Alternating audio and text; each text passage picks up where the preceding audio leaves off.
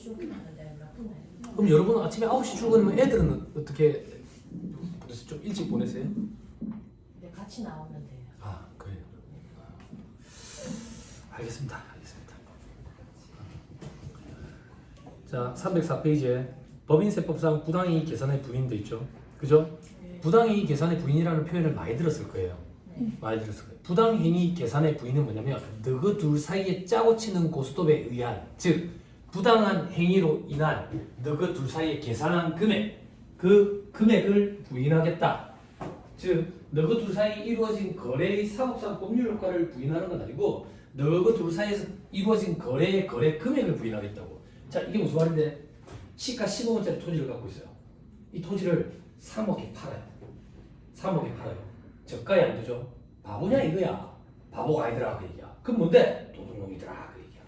왜 도둑놈인데? 둘이가 형동생 사이더라. 특수관계인 사이에 세부담을 부당하게 감소시키기 위해서 저가에 안 들어있다고. 그럼 너그 둘 사이에 짜고 치는 고스톱에 의한, 즉 부당한 행위로 인한 계산 금액 3억이라는 금액을 부인하겠다. 그럼 부인하면 어떻게 할 건데, 세법에 나와 있는 금액 또는 계산 산식에 따라서 너그 둘 사이에 소득 금액을 재계산하겠다. 그래서 부당이익 계산의 부인의 부재가 소득 금액의 재계산이에요. 그럼 어떤 금액으로 재계산할 건데, 시가평가 원칙이고 10억으로 재계산하는 거야. 여기까지 됐어요? 제일 대표적인 게 저가 양도 고가매입. 장사하는 놈이 싸게 팔았다고 바보냐 이거야. 장사하는 놈이 비싸게 사왔다고 바보냐 이거야. 도둑놈이더라. 근데 이런 케이스는 여러분들이 보시기가 좀 힘드실 거예요. 그죠? 그럼 여러분들한테 필요한 건 뭔데? 저 밑에 괄호 2번 부당이익 계산의 부당성 판단 기준의 대상 거래일이 돼 있죠. 그죠? 다음 페이지 동그라미 3번 금전 그 밖의 자산 용역을 이렇게 찾았어요? 네. 자 제가 다시 읽어줄게요. 금전만 가지고 읽어줄게요. 금전을 무상으로 대부 제공한 경우. 저를 보세요. 법인이라는 하나의 인격체가 금전을 대표이사한테 무상으로 제공한 경우. 이 규정 때문에 여러분들이 인정이자 계산하시는 거예요. 부당이익 계산 부인의 이 금전이라는 표현 때문에. 됐죠? 됐죠? 그러면 나머지는 볼 거 없어요. 나머지는 뭐 참고서만 들으세요. 그냥 그 밖의 자산, 용역 이런 건 뭔데? 그 밖의 자산은 이제 그런 거야. 상가 이런 건데 뭐 사례를 들어드리면 우리 그 기분이라도 잠깐 좋게 해드릴까? 피곤하니까 우리 상상 잘 하시잖아. 네. 자 눈을 감고 한번 상상해볼까? 같이 눈을 감고 자 눈을 감고 상상해봐. 아침 식사 자리인데 오랜만에 부모님이랑 지금 식사를 같이 해. 아버지가 갑자기 그러네. 네 요즘 얼굴이 왜 이러나? 어디 안 좋나? 아 아버지 장사도 안 해주겠는데 장사해봐야 건물주한테 월세 주고 나면 남는 게 없어요. 아버지가 뭐 하는 사람이고 아버지 뭐 하시는 사람인데요. 100층짜리 건물의 건물주 아이가 지금 마침 100층이 비 있으니까 내가 내서 월세 받겠나? 그 들어와서 장사해라. 자 그만. 저는 이 세계에 그런 웃들 없어요. 우리는 부모님을 선택할 권리가 없잖아. 그지? 다시 태어나야 돼. 다시 태어나야 돼. 그런 거. 그러면 아버지는 임대업자를 사업용 부동산의 임대용역을 자식한테 무상으로 제공을 했네. 그러면 자 부가가치세법에 용역의 무상공급은 과세하지 않는데 사업용 부동산의 무상 임대용역을 특수관계인에게 제공하면 과세를 해요. 부가세를. 어떤 금액으로 과세할 건데 시가의 10%만큼. 그럼 시가는 어떻게 계산할 건데 그 계산 방식이 법인세법에 있어요. 법인세법에. 뭐 때문에? 방금 그 밖의 자산에 이 규정이 해당이 돼요. 뜻 보리세요. 그 어떻게 계산하는데 그 100층 상가의 매매가 있죠.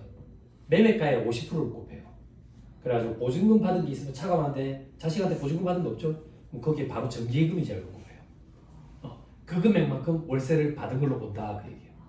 그렇게 해요. 그렇죠? 넘어갑니다. 저 밑에 괄호 3번에 특수관계인의 범위 돼 있죠? 그죠? 이것도 제가 막 욕을 많이 했더니 그 목소리가 들렸다 봐요. 특수관계인은 어떤 사람인데 자 임원의 임명권의 행사. 임원을 임면권이라는 얘기는 임명도 하고 자르기도 하고 영향력이 엄청나네. 이런 사람들이 특수관계인이야. 근데 그 밑에 친족이 있죠. 친족은 어디까지가 친족인데 4촌 이내의 혈족, 3촌 이내의 인척. 이게 줄어든 거예요. 예전에는 6촌 이내의 혈족이었어요. 그래서 제가 이거 강의할 때 그런 얘기 했었어. 축축이 웬 말이죠. 길 가다가 5천 원씩 만나면 처음 뵙겠습니다. 요즘 시대에. 이건 너무 멀다. 그랬는데 이걸 줄여놨어. 4천이랑 3천. 근데 이것도 요즘 시대는 좀 그래. 뭐가? 3천 원한테 인간 보내달라 그러면 안 보내줄긴데. 특수관계라고 보기도 조금 그렇지 않을까? 그죠? 됐습니다. 넘어갑니다. 자, 다음 페이지 체크합시다. 동그라미 2번 첫째 줄 1%의 미달하는 주식을 소유한 주주, 소액주주. 법인세법상 소액주주 범위. 됐죠? 그럼 1% 이상은 뭐라고 표현하는데 일반적으로 대주주라고 표현한다 그냥. 됐죠? 넘어갑니다. 309페이지. 자, 그럼 중점사항 1번. 시가는 도대체 뭔데? 건전한 사회통념 및 상관행위에 비추어 봤을 때 특수관계인이 아닌 자 간의 정상적인 거래에서 적용되거나 적용될 것으로 판단되는 금액. 됐죠? 정상적인이라는 표현은 뭔데? 급해서 파는 게 아니어야 된다는 얘기야. 됐죠? 나머지는 넘어가세요. 다음 페이지 이번에 시가가 불분명한 경우, 시가가 불분명할 때는 동그라미 1번 감정가액이 있으면 감정가액 평균액, 동그라미 2번 그것도 없으면 상속세 및 증여세법상 평가액. 상속세 및 증여세법상 평가액, 이걸 상속세 및 증여세법상 보충적 평가 방법이라고 표현해. 그 중에 하나가 여러분들이 흔히 들어보신 비상장 주식 평가야. 그 비상장 주식의 평가가 상속세 및 증여세법상 보충적 평가 방법의 하나야. 그럼 나머지는 우리가 알만한 거 있어. 기준시가라고 표현하는 거. 그게 뭔데? 토지는 개별 공시지가, 건물은 구세선형 공시가야, 아파트는 공동주택 가격, 개별주택은 개별주택 가격, 이런 거. 됐죠? 자, 넘어갑니다. 다음 페이지 311페이지. 참고삼아 눈으로만 보고 가세요. 동그라미 6번. 동그라미 6번에 가. 시가의 50% 보증금 빼고 정기예금 이자를 곱하는 거. 됐죠? 이게 아까 그거. 됐어요? 됐죠? 정기예금 이자를 이제 금리가 올라가서 3.5%네. 그지? 예전에 2.9%였나? 네. 그죠? 그죠. 자, 됐습니다. 넘어갑니다. 쭉쭉 넘어가세요. 쭉쭉. 자, 321페이지. 기타 당좌자산. 기타가 뭐야? 보지 말라는 게 기타지 뭐야? 넘어갑니다. 324페이지. 재고자산. 그죠? 들어보세요. 재고자산의 평가 방법이 어떤 게 있고 평가를 하고 이렇게 안 합니다. 왜? 여러분들은 재고자산 금액의 차이가 발생하지 않습니다. 세무조정 상이 발생하지 않아요. 그럼 재고자산 파트에서 정리할 게 뭔데? 딱 두 개입니다. 첫 번째, 기말재고 조심해야 된다. 기말재고. 그런데 사업주들이 착각을 많이 한다. 어떤 착각을 하는데?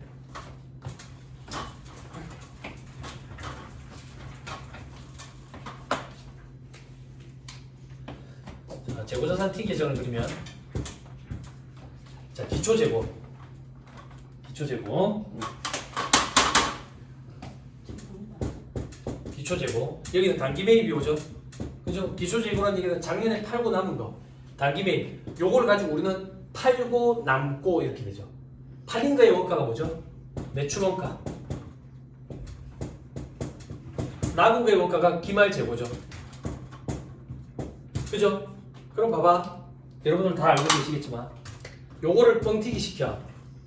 그럼 상대적으로 얘는 작아지겠네. 그럼 손익계산서 살펴보면 손익계산서는 뭐로 구성이 되죠? 수익과 비용으로 구성이 되죠. 매출액, 수익, 매출원가, 비용. 국제회계 기준에는 매출액이라는 용어를 안 써요. 레버뉴, 수익이에요, 수익. 아무튼 수익과 비용으로 이루어진다고. 그래서 제일 처음에 매출액이 오고 그 다음 매출원가가 오지. 매출원가에, 그지? 매출원가가 줄어들면 이익은 늘어나지. 그러면 그냥 단적으로 이익이 늘어나면 세부담도 많겠지. 그러니까 사업주들이 그런 생각하는 거야. 기말재고 뻥튀기 시키면 이익 늘어나고 세부담 많으니까 세금 많이 내는데 문제되는 게 뭐 있어? 이렇게 생각한다. 이렇게 생각한다. 그래서 주의해야지. 뭘 주의해야 되는데 세법에서는 기말재고를 과대 계상했어. 즉 시사를 했는데 재고가 그만큼 없어. 없는 거 그만큼은 대표이사가 팔아치워가지고 지주머니에 넣은 걸로 처리해요. 팔아치워서 얼마에 팔겠어? 자국가액에 팔겠어? 시가에 팔겠죠. 그래서 시가 금액만큼 입금 산입하고 상해 처분해요. 물론 그만큼 재고가 없으니까 자국가액만큼은 송금 산입 마이너스 6으로 줄여버리겠죠. 그죠? 이게 무서운 거야. 이게 무서운 거야. 사업주들은 세금 많이 내는데 뭐가 문제가 있어? 그죠? 으이, 지금 찝찝한 것 같다. 뭐가 찝찝한데? 희한하게 내가 관리하는 업체는 가지급금처럼 제가 자꾸 늘어나던데. 가지급금처럼. 정리해야 돼. 정리해야 돼. 이거 시점의 차이일 뿐이라고. 응? 그죠? 정리해야 돼. 기말 정도 자꾸 가지급금처럼 눈덩이처럼 불어나면 이거 골치 아프다고. 골치 아파. 그죠? 됐습니다. 자, 그 다음. 두 번째 정리할 주제는 뭔데? 평가 손실이에요. 간보 손실 이런 거. 간보 손실. 자, 실사례를 언급할 거예요, 여러분. 제 얘기 들으시면 돼요. 예전에 제가 관리하던 업체 중에 아보카도 직수입 업체가 있었어요. 아보카도. 근데 그때 시대 상황이 어떠냐면 시대 상황 일단 나는 아보카도를 그때 처음 봤지. 처음 봤고 백화점에 가면 요만한 게 한 4,000원, 이마트 이런 데 가면 2,800원에서 3,000원 정도 할 때예요. 홈쇼핑 이런 데는 아예 안 나오지도 않을 때예요. 그때 이 사장님이 아보카도 직수입을 하기 시작했어요. 직수입. 그전에는 왜 없었는데 우리나라에 직수입하는 업체 법인 하나, 개인 하나 있었대요. 그러면 왜 그전에 없었길래 여자들 다이어트 음식으로 유명한데 이게 제가 하다는데 예전에 킹크랩처럼 러시아 마피아들이 관리를 했대. 그럼 이 사장님은 어떻게 루트를 뚫었는데 멕시코에 오래 살다가 시안이 너무 불안정하니까 나이가 점점 드니까 사모님이 도저히 못 살겠다고 한국에 제가 들어왔는데 먹고 살 길이 막막하니까 그 루트를 따가지고 아보카도를 직수입하기 시작했어. 그때는 정말 생소했어. 아보카도 처음 먹었을 때 한번 생각해봐. 그래서 사장이 그래도 세무사님 저희가 아보카도 그 하는데 세무사님 한번 드셔보세요 해가지고 검은 비닐봉다리에 한 10개 정도 담아줬어. 왜? 10개 정도 담아줬는데 사장님 그러니까 아보카도는 그냥 바로 드시는 게 아니라 구숙을 시켜서 드셨는데 그래. 구숙이 뭐 하는 거야? 겉이 까매지면 뭐래. 그래서 그 싱크대에 이렇게 10개를 쫙 이렇게 세워놨어. 10개를 세워놓고 까매졌더라고. 그래서 와이프랑 먹으려고 그러는데 칼이 안 들어가는 거지. 씨가 이만하니까. 그래가지고 껍질을 벗겨가지고 입에 넣고 팍 씹으니까 첫 느낌이 마가린을 씹는 느낌이지. 그래서 상한 줄 알고 버렸지. 먹을 줄 모르니까. 그런 시절. 그런 시절에 이 사장님이 100만원치 수입해오고 200만원치 수입해오고 팔았어. 근데 패킹 작업이 4,400원이 되니까 너무 한두 개 이렇게 넘으면 파는 거야. 그래서 몇 개 단위 이상으로 팔았는데 짭짤한 거야. 쏠쏠한 거야. 쏠쏠해. 그래서 이 사장님이 남의 돈까지 빌려서 추석 명절 전에 1억 5천만 원치를 사와. 추석 명절 동안에 싹 썩었어. 창고 안에서. 그래서 왜 썩었는지 봤더니 이게 아보카도 원과 상태로 보관하는 온도랑 구숙하는 온도가 다른데 그걸 착각을 일으켰다. 그래서 창고쟁이랑 소송을 하니 많이 말이 많았어. 말이 많았어. 그럼 우리가 해줄 수 있는 건 뭐야? 감호손실 처리라도 해줘야지. 경비 처리라도. 그래서 사장님한테 연락을 했더니 안 그래도 세무사님 그런 얘기 봤습니다. 네. 어쩌셨어요? 그러니까 1,000만원치 정도 남겼대. 그리고 싹 사장성을 줬대. 사장님 요즘 사장성은 깜빡합니다. 깜빡합니다. 그럼 증명이 있어야 되는데 안 그래도 인터넷에 보니까 증명이 있어야 되는데 사진을 좀 찍어놨습니다. 하더라고. 사진으로 안 돼 요즘. 여러분들이 상식적으로 생각해요. 그 사진 보고 그게 1,000만원치인지 1억 4천만 원치인지를 어떻게 알아? 그럼 어떤 방법으로 하는 게 좋은데 폐기물 처리 업체에다가 견제 의뢰를 하세요. 폐기물 처리 업체에. 근데 솔직히 쉽지는 않을 거예요. 왜 쉽지 않냐면 제가 그 얘기를 했더니 사장님이 안 그래도 그것도 알아봤었대. 600인가 800달러 하더래. 그러니까 버리는데 돈이 많이 들어가지. 우리나라 참 웃긴 것들이 이런 것들은 살 때 얼마 안 하는데 버릴 때 돈이거든. 버릴 때 뭐 이거 뭐 폐기물 이거 뭐 이래가지고. 그러니까 이 사장님이 용달치 않은 지인 걸 빌려서 산에 가서 넣어버린 거야. 근데 이미 한 7, 8년 전 일이야. 증빙은 사진만 놔두고 가맹 손실로 제가 해서 밀어 넣었어. 세무서에서 뭐라 하면 적극 소명할 생각으로. 그런데 문제는 없었어. 문제는 없었지만 이제는 여러분들이 혹시나 그런 일이 주변에 생기면 폐기물 처리 업체에 견적 의뢰를 좀 해보라고. 그렇게 좀 안내를 해줘요. 그렇죠? 그런 경우에는 전액 송금으로 인정이 돼요. 전액 송금으로. 됐죠? 됐죠? 그럼 세무사님 청바지 이런 건 어쩔까요? 청바지 왜? 싸이가 불러도 유행이 돌아오지 않는 나팔바지라서요. 아, 그죠? 아 왜? 유행이 돌아오잖아. 찢어진 청바지 입고 있는 분 없습니까? 찢어진 청바지. 요즘 대학생들 찢어진 청바지 입고 이렇게 언니 좀 도와주세요. 우리 대학 때 찢어진 청바지 처음 끼었어. 근데 요즘 대학생들처럼 그런 찢어진 청바지 말고 심하게 찢어진 거. 몇몇 때 어르신들 오시면 아 옷이 다 떨어진다 해가지고 용돈을 주시고 그랬던 기억이 나.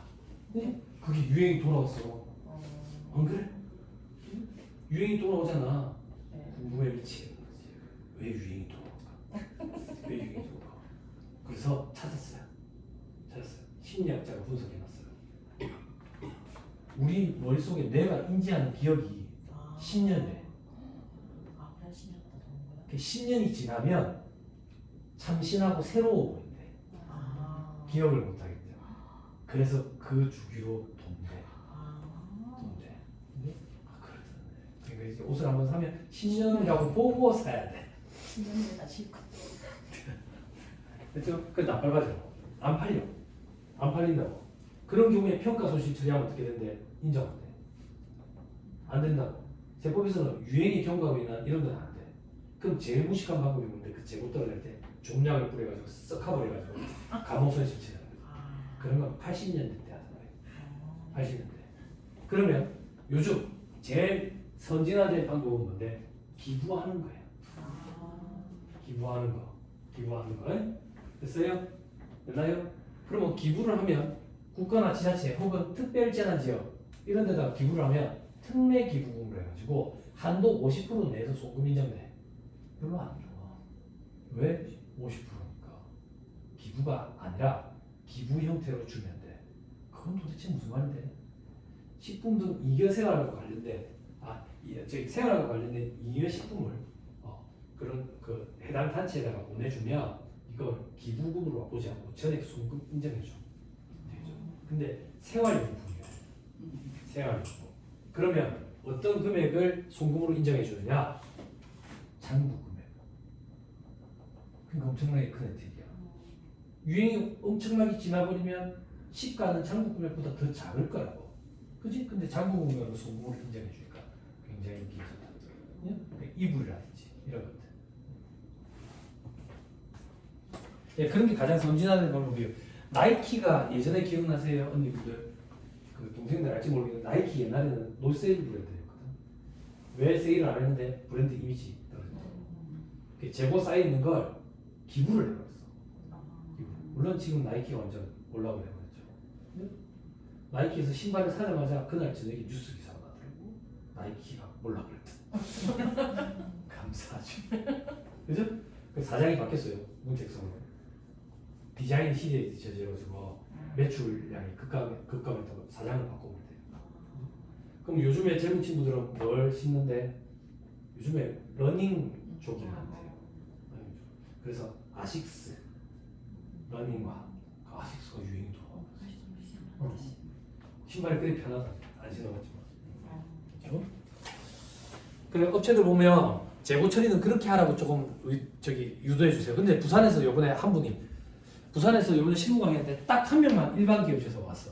일반 기업체에서 왔는데 거기는 장비더라고 재고가. 그런 걸 어떻게 해야 됩니까? 그러더라고. 뭘 어떻게 해야 응? 그냥 헐값에 파는 수밖에 없지 뭐 어쩌겠어. 응? 자 재고 자산은 그 정도 보시면 됩니다. 넘어가세요. 다른 거 보지 마세요. 332페이지 333페이지 요 두 페이지에 걸친 걸 제가 아까 얘기를 했어요. 넘어가세요.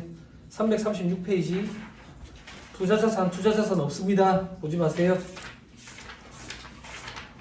투자부동산 혹시 투자부동산 이런 거 보신 분? 없을 거예요.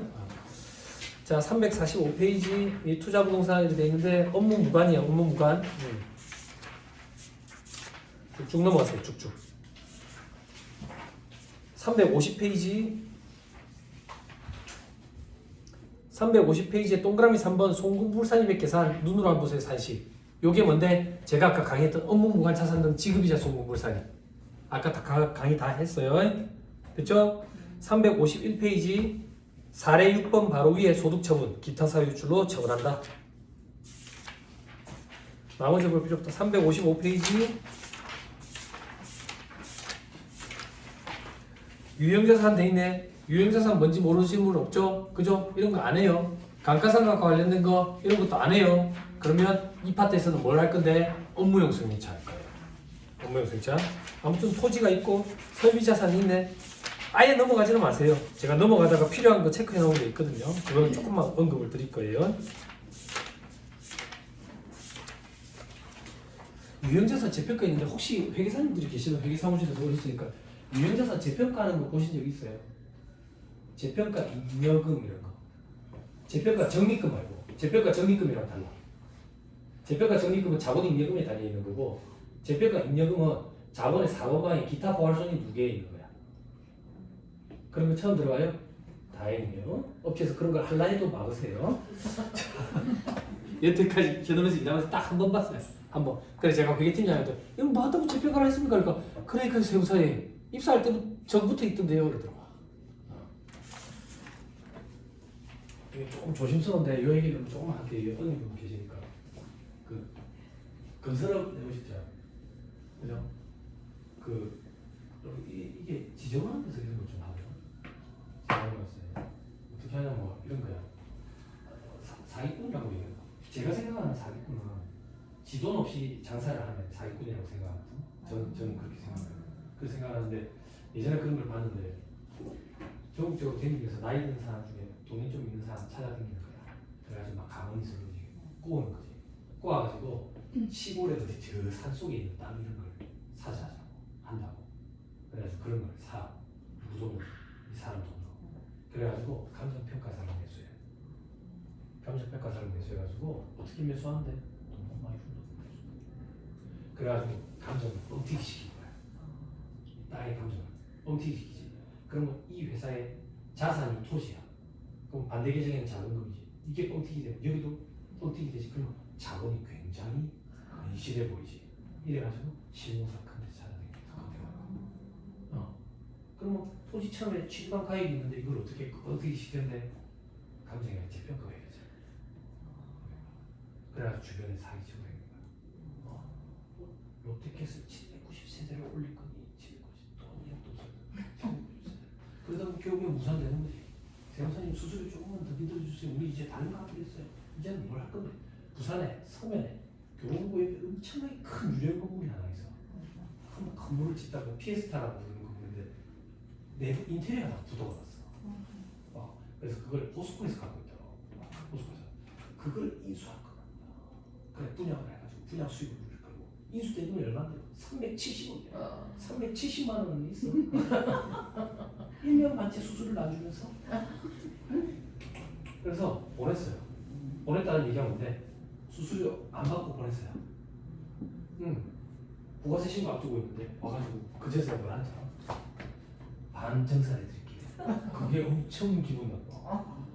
1년 반을 안 주다가 신고 안 한다니까 반정산해 줄 때 갖고 가라니까. 그래서 제가 뭐 했냐면 아니 사장님 좋은 조건 아니에요?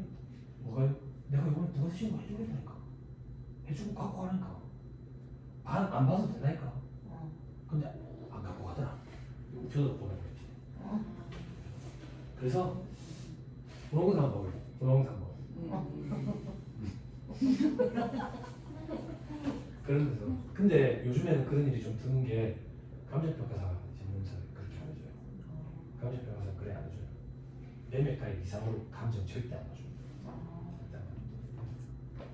그래도 뭐 텔레비에 보면 막 있다는데 막 그런 사람은 제 주변에는 없어서 잘 모르겠어요.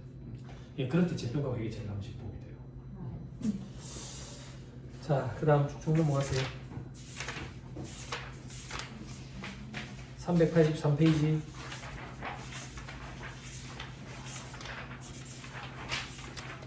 자, 보세요. 단가상각 제도의 특징이 돼 있죠. 임의상각 제도. 결산조정 상의를 했잖아, 제가. 상각을 해도 되고 안 해도 되고. 그죠? 어제 다 얘기했던 거예요. 그죠? 넘어가세요. 그럼 어디까지 오시는데? 어디까지 오면 되는데? 392페이지 참고. 392페이지에 보면 내용요소에 기준 내용요소 돼 있죠. 네. 그죠? 여러분들 예규 읽으면 뭐 별표 2의 자산, 별표 5의 자산, 별표 6의 자산 뭐 이런 거 있거든. 그 별표가 이렇게 생긴 거예요. 393페이지 이걸 제일 많이 적용하죠. 별표 5의 자산. 일반적으로 5년을 많이 쓰죠. 어떤 거? 차량 운반부. 그죠? 근데 이 차량 운반부는 그거 저거 업무용 수용차 말고 이 5년 정률법 얘기하는 거예요. 그리고 공구, 금형 별도라고 이제 그죠? 그리고 공기구 비품 이런 거. 그 밑에 칸에 20년, 40년 있죠? 20년, 40년은 건물이야. 건물은 무조건 정액법만 돼. 그러면 20년, 40년은 어떻게 구분하는데요? 그 구조가 철근 콘크리트 구조냐, 철골 콘크리트 구조냐, 연화조냐, 목조냐, 뭐 블럭조냐 이런 거에 따라서 달라지는데 우리 길 가다가 흔히 보이는 이런 건물들은 대부분 다 철근 콘크리트 구조. 요즘에는 비용 아낀다고 경량 철골조 뭐 이런 것도 있어. 네, 이런 것들 40년. 제가 사는 집은 목조주택이거든요. 이런 건 20년. 그렇게 생각하면 돼. 자, 394페이지 맨 위에 동그라미 6번. 공장 건물은 20년.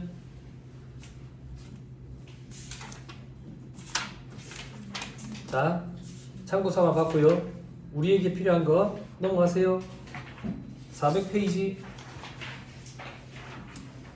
여기 부지런하신 언니분이 계시니까 괄호 3번에 에너지 절약 시설 감가상각비 송금산입 등등 이거 가속 상각하는 규정. 그죠? 언니분 그죠? 동생들한테 귀감이 된다고. 아 정말이에요. 이런 좋은 혜택이 있어도 적용 잘 안 해요. 왜? 당장 귀찮거든요. 그런데 제가 높아심에 요거 하나만 말씀드릴게요. 외부조정업체를 인수하게 됐어요. 외부조정업체 인수하게 돼가지고 세무조정 계산서를 받았어요. 세무조정 계산서를 받았는데 감가상각비 명세서 그 다음에 특례 감가상각비 명세서가 있는데 어떤 특례 규정을 적용받고 있는지를 모르겠는 거예요. 그래서 회계팀장한테 얘기했더니 저희 잘 모르는데 기존에 회계사님이 하시는데요. 그래서 제가 그걸 유추해가지고 찾아냈죠. 그죠? 그러니까 거래처가 내 거가 어디 있어요? 올해 내한테 맡기고 있는 거지. 그죠? 언제든 다른 사람한테 또 갈 수도 있죠.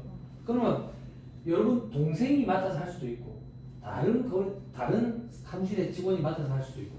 그러니까 거기에다가 이거 가속상각 적용받는 이 법 규정을 출력을 해서 첨부를 좀 해놔주세요.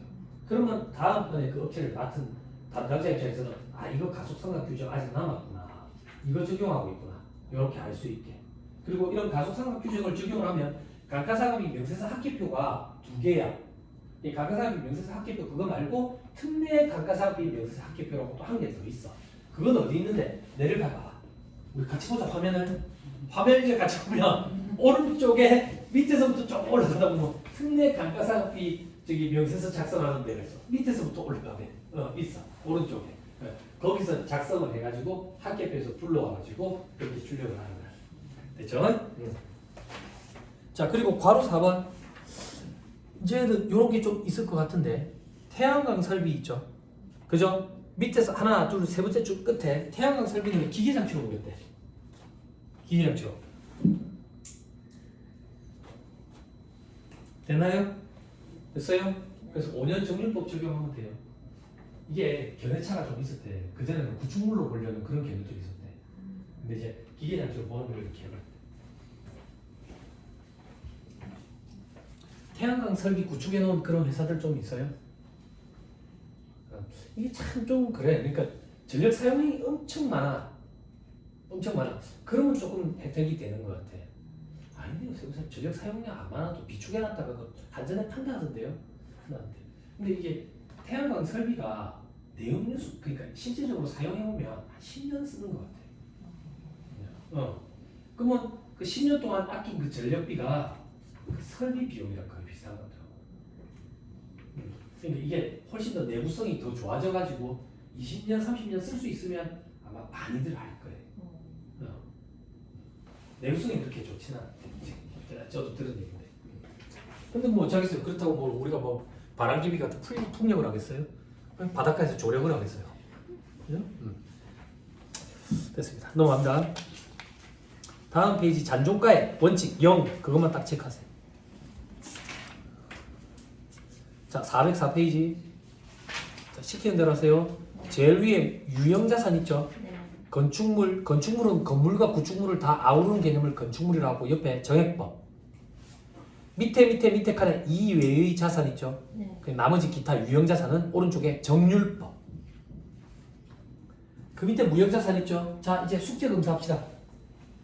숙제 검사. 우리 무형 자산 뭐 있는지 이제 보고 오기로 했잖아. 30cm 자주세요. 여기 손등 여기 30cm 자세가 여기 이렇게. 그지? 무형 자산 독특한 거 없어요?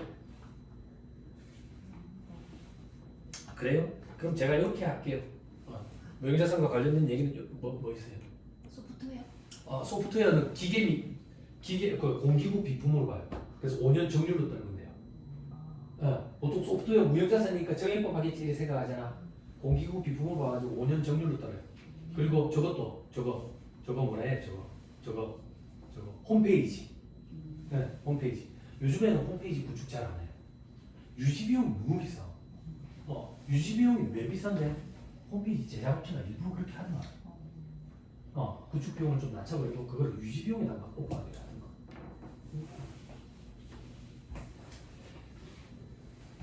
됐어요? 자, 여러분 한번 많이 졸리시구나. 그죠? 도와드릴게요. 아니 졸리시면 눈을 이렇게 잡고 계셔. 그죠?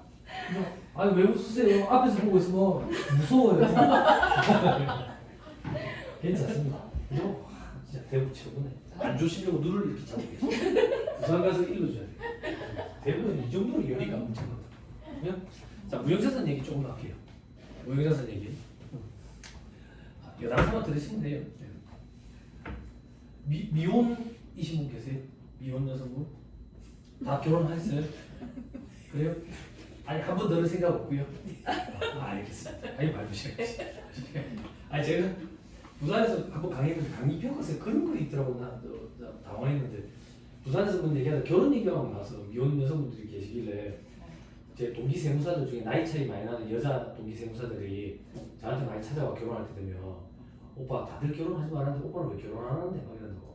해봐라 참 좋다. 혼자 집에 가봐라. 썰렁하게 해가지고 신발도 없고 근데 집에 가면 온기도 있지 텔레비도 켜져 있지 밤 냄새도 나지 그지? 고시 공부할 때는 자려고 눕잖아요.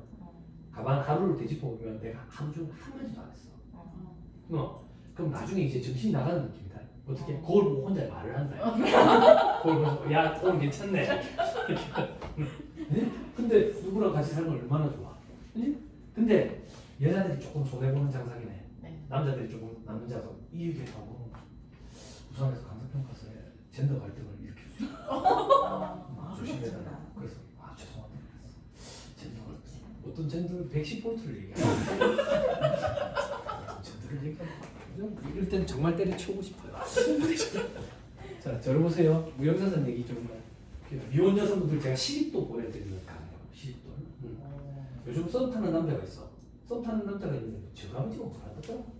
배 갖고 뭐 물고기 잡아먹는다던데 어권이 있다던데 남자들 중에 직장생활하는 남자들 중에 낚시 좋아하는 사람들은 어떤 생각하냐면 나 나중에 나이 들면 퇴직금 받은 걸로 조그만 배 해가지고 바닷가에 가지고 그물 던져가지고 물고기 잡아먹고 살아야지 노후에 그 물을 다 던지는 순간 쇠고랑이 차요. 그 지역에서 조업을 할 수 있는 권리가 있는데 그게 어권인데 없다네. 또 요즘 썸 타는 남자가 있는데 저 가보면 뭘 한다더라 뭐 땅을 타고 다닌다던데 뭐 광어권이 있다던데 무조건 시간. 요즘 썸 타는 남자가 있는데 뭐 지가 발명왕이라고 막 특허를 갖고 있다던데 쓰레기 골 때. 네? 그런 게 특허. 이런 무형자산들은 세법에 정해진 내용을 수대로 그냥 생각을 하면 돼. 생각을 됐죠? 근데 부산에는 뭐 독특한 것들 이런 게 있거든요. 항만시설 뭐 관리권 이런 게 있거든. 그리고 공항시설 관리권, 주파수 이용권 이런 거 들어보셨는지 모르겠네요. 주파수 이용권도 저도 직접 본 적은 없지만 느낌상 뭐 몇 메가헤르츠 영역대 SK랑 저기 KT랑 뭐 5G 했었고 막 그런 거 이용할 수 있는 권리. 이 주파수를 잘 맞추면 외계인이라고 교신도 되고. 자 그리고 또 어떤 거? 항만시설 관리권 이런 거는 그 여러분 예전에 태풍 매미 왔을 때 부산에 골리앗 크레인 넘어갔잖아. 그죠? 그게 이제 항만공사 소속 자산이야. 그럼 우리는 이제 여기 가면 이제 이용료를 내고 그걸 이용해서 컨테이너를 실어나가는 거지. 그런 권리. 그럼 여러분들이 제일 많이 보실 만한 거는 공항 시설 관리권. 비행기 타보셨죠? 비행기. 만약에 김해공항에 비행기 도착했다. 도착했는데 어떤 사람들은 통로로 가는데 우리는 땅바닥에 내려와가지고 버스를 타고 움직이네. 이제 그 통로를 브릿지라고 해요. 그게 공항공사 소속 자산이고 항공회사들이랑 계약을 맺어요. 브릿지 사용 계약을. 만약에 예를 들어서 에어부산이 김해공항에 브릿지 사용 계약 2개를 맺었다. 근데 그 2개를 이미 다 지금 쓰고 있어. 그러면 내려와가지고 그 램프버스라고 해요. 계류장에 있는 램프버스를 타고 오는 거예요. 사람들이 착각하더라고. 비가 오면 여기로 오고 비가 안 오면 땅으로 걸어서 그게 아니에요. 이걸 2개 다 쓰고 있으면 더 사용을 못하니까. 그런 게 항만시설 관리권. 이런 게 무형자산이에요. 근데 제가 어제 여러분들한테 숙제 내드렸던 이유는 뭐냐면 개발비가 있을까봐. 개발비가. 그 개발비 관련돼 가지고 몇 년 전에 큰 그 대법원 판례가 하나 있었거든. 개발비. 연구 개발 단계에서 개발비라는 무형자산을 인식하잖아. 근데 실질적으로 연구 단계인지 개발 단계인지 구분이 모호한 경우가 참 많아. 그럴 때는 회계에서 회계 기준서에서 전부 다 연구 단계에서 발생한 지출로 봐야 단기 비용 처리하도록 되어 있다고. 세법도 회계랑 똑같이 단기 비용 처리하면 송금 인정해줬었는데 몇 년 전에 대법원 판례가 개발비 인식 요건을 충족했으면 세법에서 부인을 시켜서 자산을 잡아요. 그래 그게 되게 이슈였거든. 그래서 어제 숙제를 내드리는데 숙제를 했는데 개발비가 없는 건지 그 잘 판단이 되지 않네요. 네, 알겠습니다. 돌아가시면 한번 확인해 보세요. 네. 확인해 보세요. 자, 나머지 뭐 필요 없고요. 삼각연결 돼 있고 넘어가세요. 409페이지. 409페이지 동그라미 1번 신규 취득자산 월할 상각한다 돼 있죠? 그죠? 이렇게 독특한 거예요. 뭐가 독특한데? 월로 하잖아요. 월로. 그지? 세법은 1할 계산 원칙인데. 그 다음 동그라미 2번에 양도자산. 양도자산에 대해서는 감가상각 시부인 계산을 행하지 않는다 돼 있죠? 들어보세요. 들어보세요. 자, 법인세법에서는 기중에 양도한 자산에 대해서 시부인 계산을 안 해요. 그러면 시부인 계산은 뭐냐? 회사가 계산한 감가상각비. 세법은 상각 범위액이라고 불러요. 상각 범위액이 뭔데? 한도액을 얘기하는 거예요. 그럼 비교를 했을 때 한도를 초과했네. 시인 부족 아니 저기 상각 부인액이 발생했네. 이렇게 얘기해요. 한도에 미달했네. 시인 부족액이 발생했네. 이렇게 얘기해요. 한도를 초과했는지 한도에 미달했는지 비교해 보는 걸 시부인 계산을 행한다. 이렇게 얘기해요. 다시 기중에 양도한 자산에 대해서는 시부인 계산을 행하지 않아요. 시부인 계산을 행하지 않는다는 얘기는 회사가 계산한 감가상각비와 상각 범위의 한도액을 비교해보지 않겠다라는 얘기예요. 이걸 동생들은 상각을 안 한다라고 착각을 해요. 상각은 해요. 사용을 했기 때문에 6월 30일자로 양도했다. 반년 썼기 때문에 상각은 해요. 상각은 하는데 그 상각비가 한도를 초과했는지 여부 판단 그걸 안 하겠다는 얘기예요. 됐죠? 다만 유보 잔액이 있으면 추인시켜야 돼요. 자, 집중하세요. 집중하세요. 소득세법으로 가요. 소득세법. 소득세법에서는 사업소득자가 장부를 할 때 기중에 양도한 자산이 있으면 그 양도한 자산에 대해서는 간편장부 대상자 처분손익을 과세를 해야 하네요. 안 하죠. 안 하죠. 4년 고용 유형보증자산 처분손익 과세 안 하잖아. 그죠? 그죠? 그래서 그 처분 금액 전체를 다 사업소득 금액으로 잡으면 안 돼요. 만약에 잡았다면 총수익 금액 불산입이에요. 불산입. 총수익 금액 불산입 시켰기 때문에 유보 잔액을 별도로 추인시키는 과정을 안 거쳐도 돼요. 그럼 유보 잔액 어떻게 하는데? 지우개로 깨끗이 지우면 돼요. 유보 잔액이 웬 말인데? 소득 처분이라는 것은 소득의 귀속자를 가려가지고 소득세를 과세하기 위한 목적이기 때문에 소득세법에서는 소득 처분이 의미가 없어요. 그렇지만 우리가 유보 정도는 구분을 한다고. 나머지는 빈칸으로 냅두기 그러니까 기타 처분해.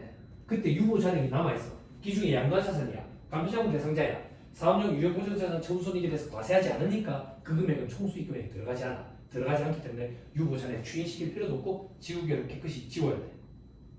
됐어요? 됐나요? 그러면 복식부기 음자는 어떻게 하냐? 복식부기 음자면 법인세법이랑 똑같이 생각하면 돼. 어떻게?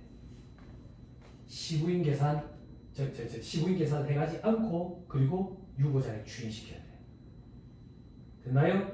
됐어요? 마무리.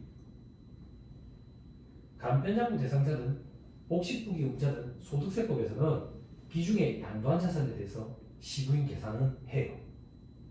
그게 법인세법과 소득세법의 제일 큰 차이예요. 소득세법은 비중의 양도한 자산에 대해서 시부인 계산을 해요. 됐죠? 야, 방금 네가 복식부기 음자는 법인세법이랑 똑같다 했잖아. 유보자랑 추인시키는 건 똑같은데 법이 아직 미비해서 시부인 계산은 해나는 걸로 남아 있어요. 해야 돼요. 됐다. 저 밑에 즉시상각 의제. 자, 즉시상각물로 의제하겠다. 이게 어렵거든. 이런 용어 기억할 필요도 없어. 우리에게 필요한 것만 같아. 우리에게 필요한 건데 넘어가세요. 다음 페이지 괄호 2번. 즉시상각 의제 예외 규정이 되어 있죠. 그죠? 즉시상각 의제라는 용어가 힘들죠. 힘드니까 이렇게 기억합시다. 두 번째 줄 끝에 시부인 계산이라는 거 안 하고 저액다 단기 송금을 인정해 줘야 돼. 그러면 제재를 가하는 것 같아? 아니면 혜택을 주는 거야? 혜택이지. 시부인 계산을 해가면 한두 초가 될 수도 있잖아. 그런 거 없이 저액다 송금 인정해 줘야 돼. 혜택이라고. 어떤 거냐? 반가를 소액자산. 거래라는 빌로 취득가액이 100만 원 이하의 자산이래. 이건 무슨 말인데? 100만 원도 안 해. 원칙적으로는 자산으로 잡는 게 맞아. 근데 100만 원도 안 하는데 뭐하다고 자산으로 잡을래? 처음부터 경비치를 다 알아 얘기야. 계좌번호 알아서 소모품 B로 하든지 뭐. 그러면 전액다세법에서 송금을 인정해 주니까 빨리 떨어질 수 있지. 됐죠? 됐나요? 또 어떤 게 있는데 저 밑에 반가루 2번 어구 공부 추워요? 이거 히트 좀 틀까? 아니요. 괜찮아요? 네. 반가루 2번 어구 공구 등 돼 있죠? 그죠? 동그라미 1번 어구 동그라미 2번 영화 피 흘리는 왜 말까? 공구 가스, 가구, 가스기기 뭐 이렇게 돼 있는데 우리에게 필요한 건 비품 그리고 간판도 비싸. 독립배가 나왔을 때 간판 400원 맞았어. 400원 비싸죠? 그죠? 그럼 어떻게 하면 좀 그렇게 할 수 있을까 생각하다가 그 간판 설치하러 온 사업주를 수임을 해버렸죠. 엄청 치네요. 아니 근데 돈이 없었어. 돈이 없어가지고 그 사장님한테 카드 얘기하니까 카드 안 된다는 거야. 그랬더니 그 사장님이 아니 언제 주실 수 있으신데요? 그러더라고. 예? 그러니까 아니야 카드 안 하는데 그냥 할부로 그렇게 해가지고 돈 매달 그렇게 해서 주세요. 사장님한테 돈 없는데 한 10개월 할 건데 그러니까 그래 해주세요. 마음이 너무 고마워서 계약서 써서 줬어. 10개월 동안 갚았지. 또 그런 경우도 있어. 자, 그 다음 동그라미 3번 이런 거 볼 필요 없었겠죠. 동그라미 4번 전화기, 핸드폰, 컴퓨터, 주변기기. 그러니까 컴퓨터 1, 컴퓨터 2, 프린트 1, 프린트 2 그래 하지 말고 전에다 비용 처리가 소금으로 떨어놓고 말자 그 얘기야. 됐나요? 네. 됐죠? 자, 다음 페이지 동그라미 5번 읽어주는 것만 줄치세요. 즉시상각 대상인 공구의 범위에서 금형이 제외. 저 밑에 반가로 3번 위에 줄 5년의 기준 내분수를 적용. 됐나요? 네. 그죠? 자, 그러면 제 얘기 조금만 들으세요. 논리, 합리적이냐 비합리적이냐 이런 거 판단할 게 아니라 부산에서 어떤 일이 있었냐면 어구 이거는 지금 전에 다 경비처리하고 송금으로 인정된 데 있잖아. 그 경력 많으신 분이 자기가 관리하는 업체 중에 원양어선이 있대. 원양어선이 있는데 여러분 저도 이번에 처음 알았는데 원양어선에 그 금액이 4천만 원씩이에요. 그래 비싸대. 그래서 어구는 일단 전에 다 송금 인정되니까 송비처리가 송금 인정했는데 세무조사는 안 돼. 부인시키네. 그럼 논리는 뭐라고 얘기하기 좀 그렇지. 세법에는 이렇게 돼 있는데. 그래서 제가 그때 어떻게 약속을 했냐면 금액이 좀 크다 싶으면 번거롭더라도 우리하고 자산으로 잡자. 금액이 얼마나 크겠냐 그런 얘기까지는 좀 그런데 여러분들 판단하시기에 이 업체에 비해서 금액이 좀 목돈인 것 같다면 번거롭더라도 자산으로 잡아서 그 상관도 없고 그래야죠. 안전하게 하는 게 좋다. 보수적으로. 저는 항상 그런 생각이에요. 됐죠? 네. 뭐야? 좀 불안한 거 아니에요? 이런 게 생각보다 많아. 나중에 판매 장려금에 대해서 제가 조금 해줄 건데 판매 장려금이 과거에는 사전 약정 없이 지급하면 적대비 처리됐거든. 근데 법이 개정된 지 한 10년 더 됐어. 사전 약정 없이 지급해도 전액 소금 인정한다고. 근데 조사 나오면 적대비 처리해요. 그런 것들이 좀 있거든. 그럴 리 하시고. 그죠? 넘어갑니다. 412페이지 동그라미 빨리 눈으로 보고 계세요. 그죠? 요거 뭔 것 같아요? 어제 얘기했던 것 같은데. 그죠? 원상복구 비용, 인테리어. 그죠? 이거 돈 많이 들거든. 근데 이게 참 괜찮은 거야. 괜찮다라는 얘기하는데 소득세법에 이 규정이 처음 들어왔거든. 근데 반응이 괜찮아서 법인세법으로 들어왔어. 새 얻어서 장사한다고. 그러면 나갈 때 원상복구 비용이 경비 처리된다 그 얘기야. 진짜. 그럼 원상복구 비용 얼마에서 그 생각하면 안 돼. 여러분 그 관리하시는 업체 중에 피드백 주세요. 지금 혹시 찜질방 있어요? 찜질방 당황했어. 찜질방 당황했어. 부산에 제가 알고 있기로는 찜질방 지금 2군데만 장사가 되거든요. 저 안 가봤는데 신세계백화점에 찜질방 큰 거 하나 있대요. 거기는 찜질방이 장사가 얼마나 잘 되냐면 그 시간 제한이 있대요. 2시간인가 3시간인가. 뭐 잠은 못 자겠네. 그죠? 거기랑 광안에서 월드라고 있어요. 그리고 제가 예전에 맡아서 했던 해운대에 있는 찜질방이 있었어요. 근데 여기 사장님은 찜질방 관심 없어요. 그럼 왜 찜질방을 하는데? 찜질방을 하는 사람이 투자를 해가지고 돈을 댔는데 이 사람이 망해버린 거예요. 그래가지고 돈을 못 갚으니까 그걸 5명이서 인수하게 된 거예요. 돈을 빌리시는 5명이서. 근데 이 2명은 경영에 관심 없다고 빠져버린 거예요. 그래서 셋이서 하다가 먹어보니까 2명이 빠져나간 거예요. 그럼 이 사람은 어떻게 버티는데? 이 사람은 원래 부동산이 좀 있는 부자예요. 버티는 거죠. 근데 장사가 잘 안 된대요. 수주도 안 받고. 그래서 제가 그때 갔더니 해운대 장산 쪽에 있더라고. 해운대 장산 쪽에는 업소 여성들이 많이 살아요. 그래서 원룸 장사하면 장사가 잘 돼요. 근데 사장님 이거를 인테리어를 변경해가지고 원룸으로 하시면 어떨까요? 그러는데 아유 세무사님 너무 유감합니다. 왜요? 인테리어 철거하는데 2억던데. 2억던데. 그럼 무슨 돈이 그래 많이 들어요? 동굴처럼 많이 생겼잖아. 동굴처럼. 그게 7층인가 8층인가 그렇거든. 그럼 이 로드인가 그게 와가지고 이렇게 해가지고 창문을 열어놓고 철거한 걸 여기다 실으면 이제 이래 내려야지. 이게 하루에 100만 원이에요. 이게 그러니까 장비량은 장난. 그래도 내가 명색이 사장인데 그래서 내가 또 고객이라고 했거든요. 그러니까 인건비도 장난 아니고 그냥 무섭지. 지금 경기가 안 좋으니까 다른 업종으로 전환하는 것도 쉽지가 않아. 쉽지가 않아. 그래서 이거 폐업과 관련돼 가지고는 이걸 해준다고. 근데 여러분 조금만 더 얘기할게. 실무 강의니까 조금만 더 얘기할게. 우리 혹시 폐업한 사업자들 소상공인 시장진흥공단에서 폐업 지원금 대주는 거 알아요? 200만 원. 한 분 없었어요? 거기 있었어요? 신청한 적은 없는데 그 팝업창에 안내는 못 듣는 거 같습니다. 많아요. 많이 벌어지고 있어요. 국가에서 돈을 200만 원 대주는 거야. 망해서 폐업을 해서 인테리어 원상복구 해야 되잖아. 이 돈을 실비에서 200만 원까지 지원을 해줘. 200만 원까지. 이게 부작용이 생겼어. 어떤 부작용? 철거하는데 견적을 했는데 50만 원밖에 안 돼. 근데 다른 데서 견적업체에서 딜이 들어오는 거야. 서류를 200만 원을 해줄 테니까 당신한테 얼마 이렇게 주겠다. 그러니까 우리나라 사람들 머릿속에서 까먹죠. 그죠? 제가 자꾸 이렇게 하는 게 제가 목이 아직 덜 나서 그렇거든요. 예전에 일자목이 있었어요. 일자목이. 예전에 기업도 올려서 일자목에서 도수치료 받으러 가면 보험 안 될 때 5만 5천 원이었어요. 보험이 되니까 지금 얼마예요? 15만 원이에요. 참 이런 게 좀 안타깝죠. 출산해 보신 분들 아시죠? 애 출산하면 뭐 행복마음 카드인가?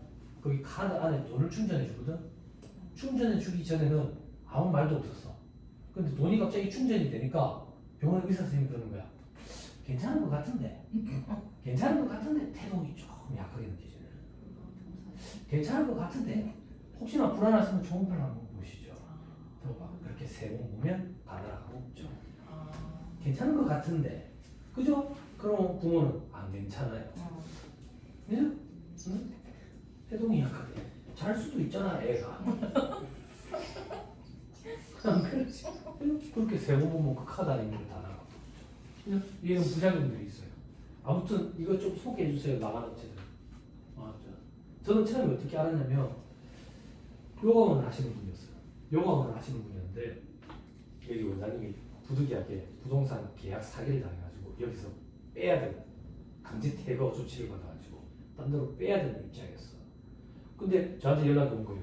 이런 제도가 있다는데 이거 믿어도 될까요? 그러고 아니 그런 제도가 있긴 한데 그 사람이 뭔데 그런 걸 소개해줘요. 그러니까 대학 교수라던데요. 대학 교수라는 걸 뭐 한다고?